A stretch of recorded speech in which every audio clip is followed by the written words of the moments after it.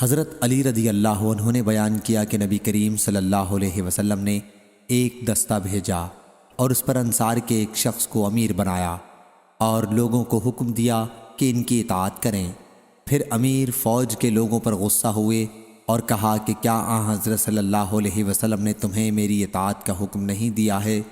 لوگوں نے کہا کہ ضرور دیا ہے۔ اس پر انہوں نے کہا کہ میں تمہیں حکم دیتا ہوں کہ لکڑی جمع کرو اور اس سے آگ جلاؤ اور اس میں کود پڑو۔ لوگوں نے لکڑی جمع کی اور آگ جلائی۔ جب کودنا چاہا تو ایک دوسرے کو لوگ دیکھنے لگے۔